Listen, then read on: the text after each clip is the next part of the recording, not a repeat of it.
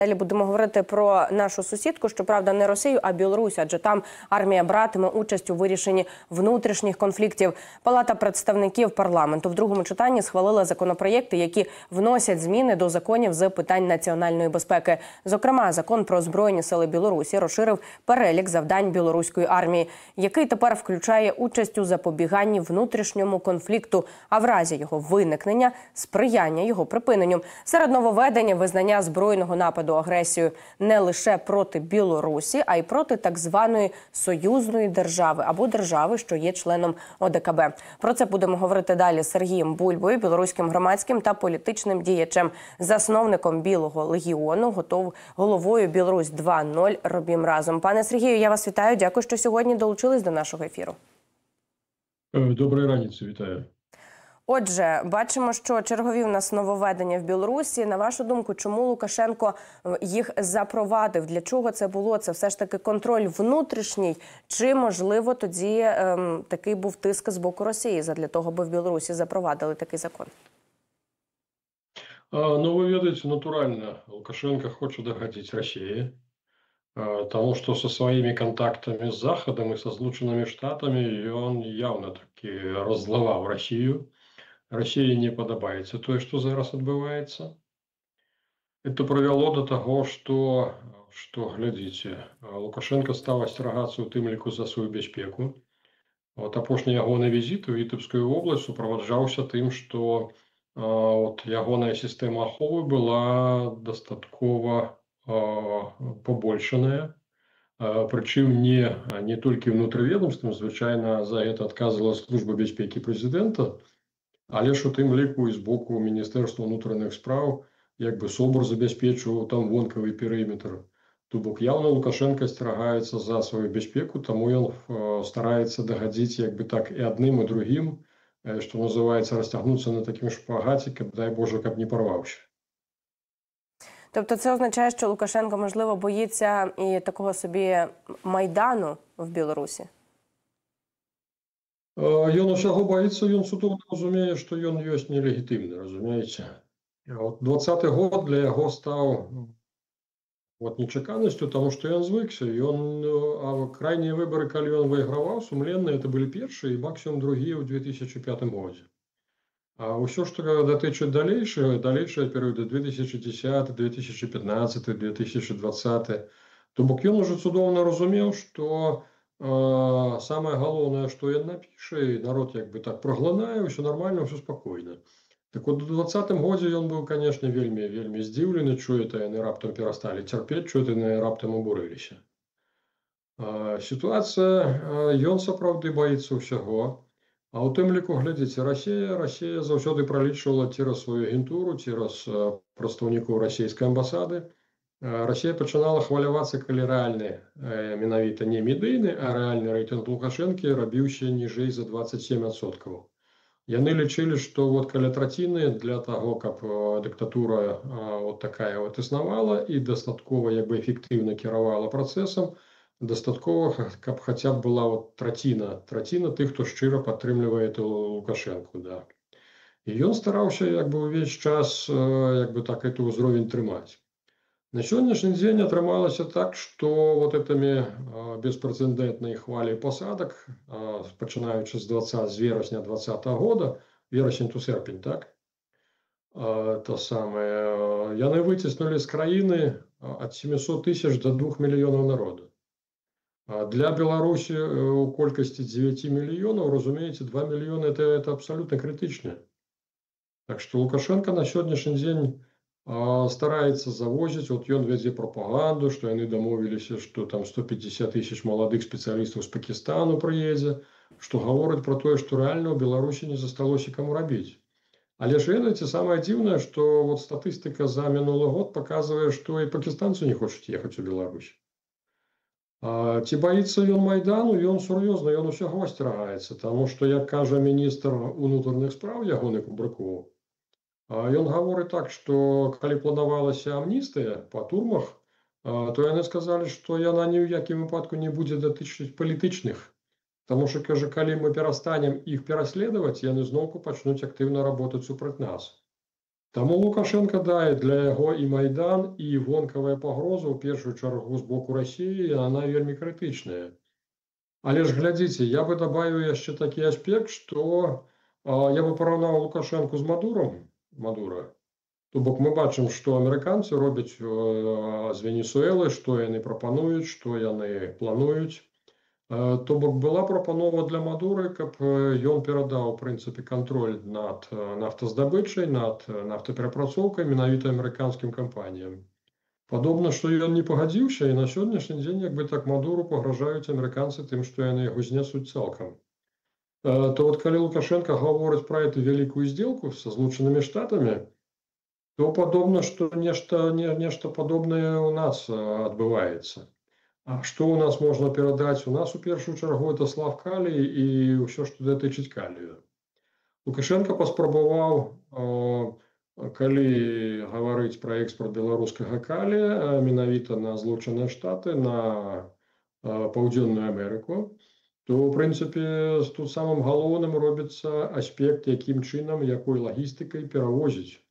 Мы узгадаем, што Беларусь знаходзіцца за саўдзел з Пуціным знаходзіцца пад санкцыямі. То бок, адпаведна, Літва, Латвія, Польшча – это бліжэйшыя парты марскія, адкуль бы беларусы маглі вазіць угнаенне, дабрыва, яны закрытыя для нас. Таму Лукашенко мітусіцца, ён робіць багата памылак. Вот паглядзіце з той жа Літувай, што ў нас зараз адбываецца, што і Літува перакрыла мяжу, і з той жа Польшай, што адбываецца. То бок Лукашенко прапануе дыалог у форме давайте вот падымем градус эскалацыі, і это будзе не крыўдна, маўляў, это ж я хочу з вами пагаварыць. Але ж, ну, слухайце, не ўсе разумеюць такія алгарытмы. Вот Літува, напрыклад, ну, рэальна пайшла на канфронтацыю за вот этих паветраных этих балонаў, якія перавозяць цыгаркі з беларускага боку. Ну, хаця, напрыклад, я б задаўся пытаннем, наколькі Лукашенко сам уплывае на гэта. Разумееце, там, у прынцыпе, схема метэазонд, ён падымаецца з беларускай тэрыторыі, яго можна запусціць, ён знаходзіцца ў паветры недзе па 1,5 гадзіны. Яго запаўняюць, да, ці геліем, ці вадародам, і ён падымаецца на вышыню 29-30 кіложметраў. І ўсё это толькі робіцца пры спрыяльным ветры. То бок, калі літоўцы гавораць, што это вот Лукашенковы спецслужбы там адмыслова ўсё зрабілі, слухайте, так не работае, прырода не слухаецца Лукашенко. Это просто сур'ёзна беларускія кантрабандісты, яны у тым ліку закупіўшы заранне літоўскія сім-картачкі для GPS-навігатараў, яны перакідваюць рэальна цыгаркі на той бок. Там сэнс у тым, што гэты бізнес мае вялізны профіт, фактычна ў 3-4 разы. То бок на адным пачку цыгарак ты кантрабандісты зарабляюць недзе $3-4. Ну, слухайце, дзе вы яшчэ такі рэнтабельны бізнес знойдзеце? Пане Сергію, якщо повертатися до цього закону про нововведення, один із пунктів, який так само і звернула увагу і громадськість, і медіа, у законі йдеться, що агресія – це буде напад не лише на Білорусь, але й на союзну державу або країни ОДКБ. Тобто Лукашенко фактично дозволяє Путіну втягувати себе, наприклад, в якийсь інший конфлікт або навіть у війну. Да, я перапрашаю трошку, я дайшоў, як бы так, маючы жаданне расказаць, што ў нас робіцца.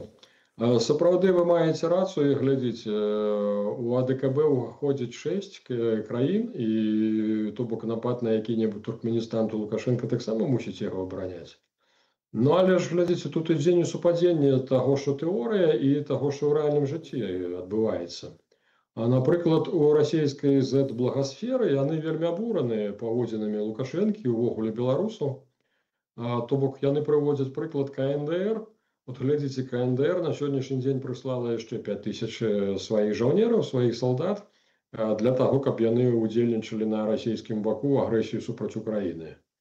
А ў гэты ж час яны прыводзяць прыклад, што вот Лукашенко, з якім у нас дамоўленасць пра саюзную дзяржаву, пра калі нехта нападае на тэрыторыю Расіі, то Беларусь таксама мусіць уключыцца.